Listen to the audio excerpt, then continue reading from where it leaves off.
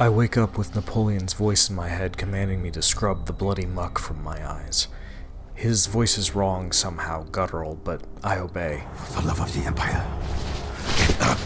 Corpses in French uniforms surround me. My name is William. I am a soldier in the Grand Army. I have died for Napoleon, and I will die for him again, and again, and again. This is how my demo for Valor Mortis began. You've seen some of what Valor Mortis does before. It's a first-person Souls-like whose mechanics are revealed as I move. Crows flying from a bush reveal my sword, which I'll later use for light and heavy attacks that consume stamina, a sentence that makes me tired just typing it. Soon after, I attempted to cross a bridge. William spots another soldier and calls friendly before realizing the soldier likely speaks French and correcting himself. Friendly! Army! It makes me wonder who William is. So many questions.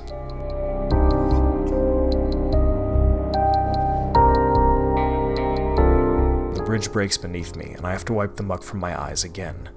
This time, I have a health vial, which, like any good Souls-like protagonist, I break in my hand to heal. Whatever's in it is absorbed into my skin, briefly discoloring it before being soaked in. It reminds me of the rash I woke up with. That too faded away, and like the potion, I'm not sure what it was doing to me or what it meant.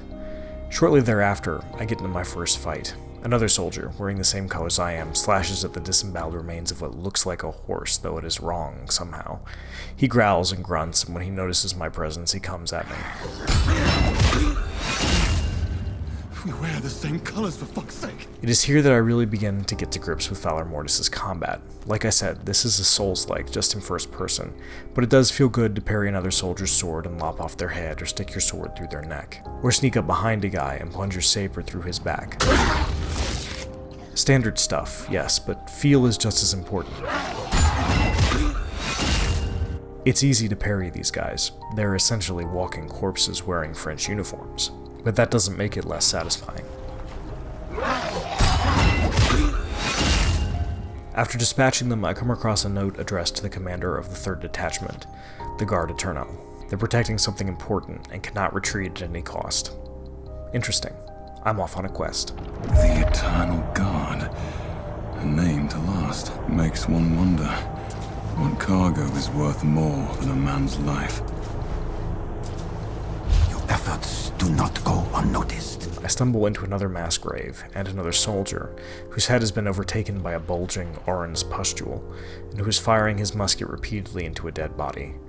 The other soldiers I fought were little more than the shambling remains of men, but this was something else again. Like me, something was wrong with him, and I wondered what it meant as I stabbed him in the back.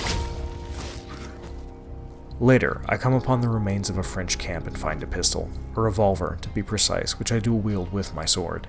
I guess I'm playing French Bloodborne, no complaints here.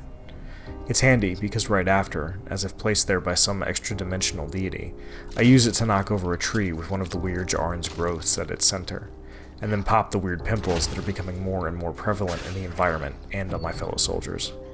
Then I see it, the lantern, Valor Mortis' bonfire equivalent. After rekindling it and taking a quick rest, and spending some of the currency I've acquired through all the killing, I'm back at it. And here's where I notice how beautiful the world is. Corrupted, yeah, ruined, horrific, but beautiful. Like the corpse I stumble upon whose innards have melted from his body and grown up and out around him, a ribcage surrounding a rotting heart.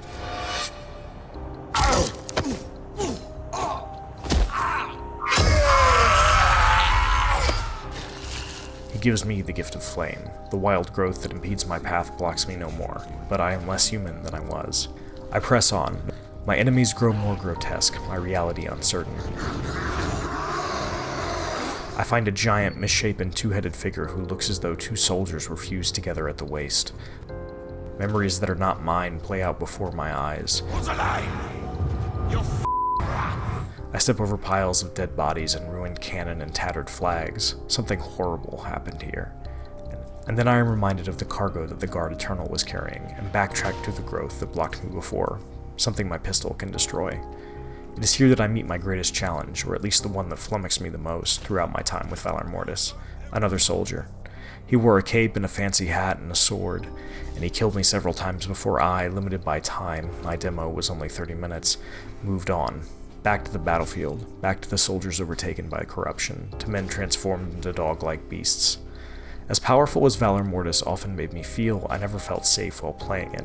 Even basic foes could kill me, and moving forward meant I was always met with a new horror or trapped in a cage with the remnants of my comrades. I'd like to tell you I finished Valor Mortis' demo, I really would, but the truth is that I ran out of time because I spent several attempts on that soldier with the fancy hat, and my demo expired just before I saw the end. But I did see another player take on the final boss. What the bloody hell is that? General Lothair, a mountain of a man seemingly made of the flesh of other men who wielded a flagpole, a sword bigger than William, and several pistols from the arms attached to his back.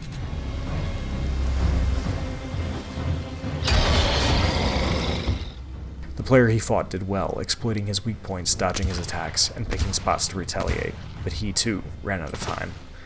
From what I was told later, almost nobody finished Valor Mortis' demo before time expired, but that only makes me want to go back to it and try again. The 30 minutes I spent with Valor Mortis was a lot of things, horrifying, beautiful, intriguing, but no matter how many times I died to the soldier with the fancy hat, it was never dull. After playing it, I was left with more questions than I started with. What was happening to this world? Why is Napoleon in my head? Who is William? What makes him special? What is this corruption that touches everything and everyone? I can only guess at the answers, but I know I want to go back, and that feeling is more than enough to keep me interested and hopeful in whatever one more level has up its sleeve.